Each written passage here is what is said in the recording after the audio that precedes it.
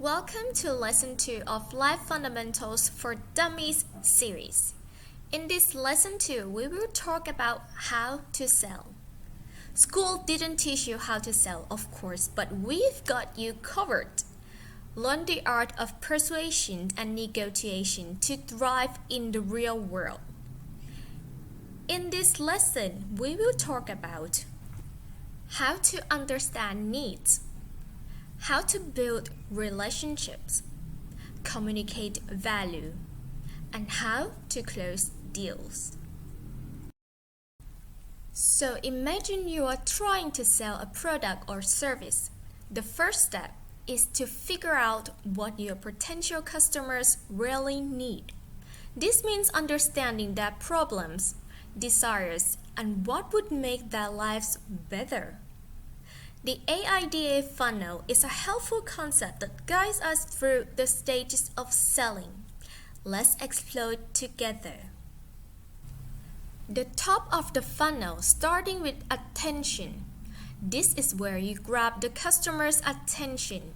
Use eye-catching ads, engaging social media posts, or a friendly greeting to get noticed. Next step in the funnel is interest. Once you have their attention, make them interested. Share relevant information about your product or service that connects with their needs and desires. Third, desires.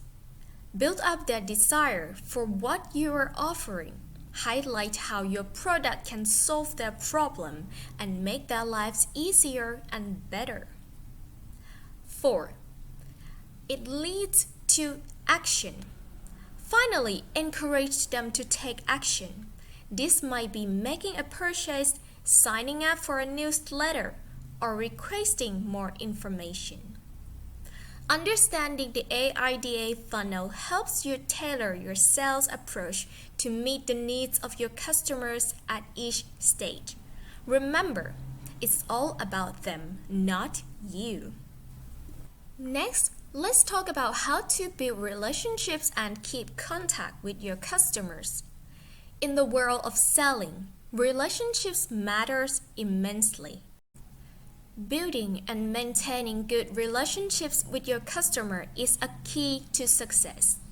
Let's talk about why this is so important.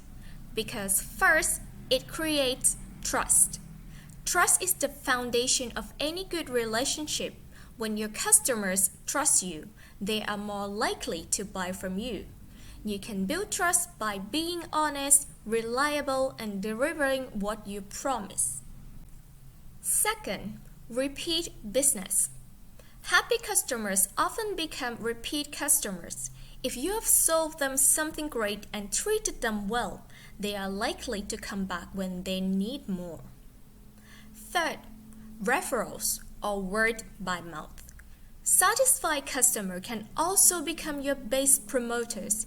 They might recommend your product or service to friends, family, or colleagues, bringing in even more business.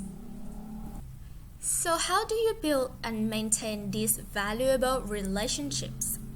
First, communication. Keep in touch with your customers regularly, but not in a pushy way. Share helpful information, updates, and offers they might find interesting. Second, listening.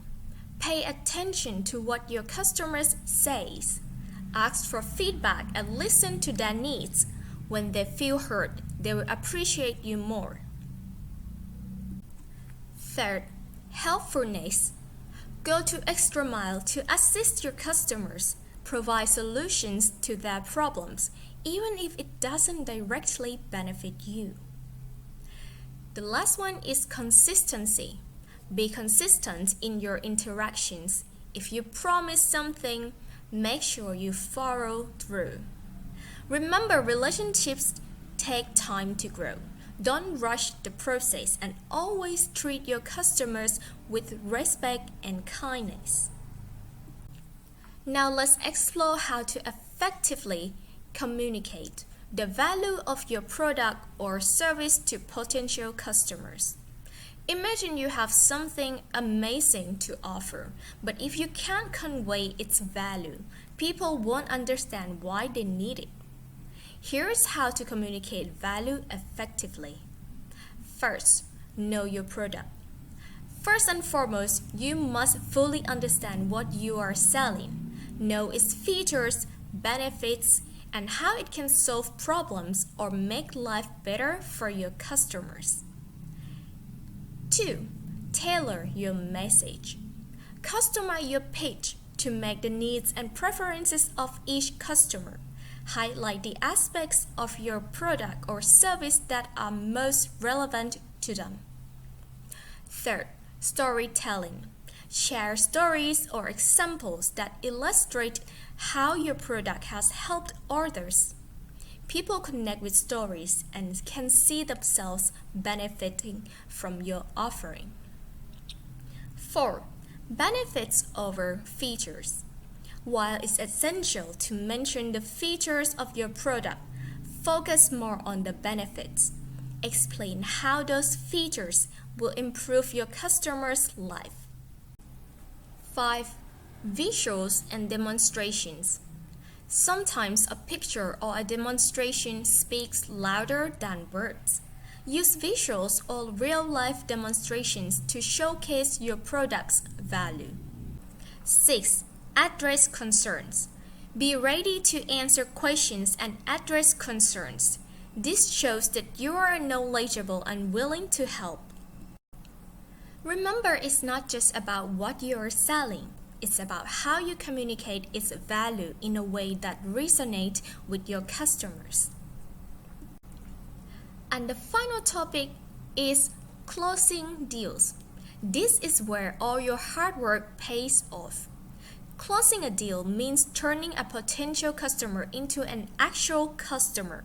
It's the moment when they commit to buying your product or service. Here is how to do it effectively. First, ask for the sale. Don't be afraid to ask for the sale. After you have built a relationship and communicated the value, it's time to close the deal. You might say something like, "Would you like to go ahead with this?" Or, "Can I help you complete your purchase?" 2. Overcome objection. Sometimes customers have doubts or objections. It's essential to address these concerns patiently and confidently. Listen to their objections, provide solutions, and emphasize the benefits. 3. Create a sense of urgency. Encourage your customers to act now by creating a sense of urgency. You can offer limited time discounts or highlight the scarcity of your product or service. 4. Trial closes.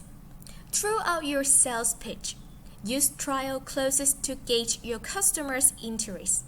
Ask questions like, "Does this sound like what you are looking for?" Or, "Are you ready to take the next step?" 5. Assume the sale. Sometimes assuming the sale can be effective. For example, you might say, "When you start using our product, you'll notice a significant improvement in your daily life." 6. Follow up. If the customer isn't ready to close the deal immediately, don't give up. Follow up with them later. Sometimes it takes time for people to make the decision. Remember, closing deal is a natural progression of the previous steps. Understanding needs, building relationships, and communicating value. It's the culmination of your efforts to meet your customers' needs and provide them with a solution they value. And since you might notice that we have talked about communication and it has been the key for everything, we are gonna dive deeper in this topic in the next lesson on how to communicate well.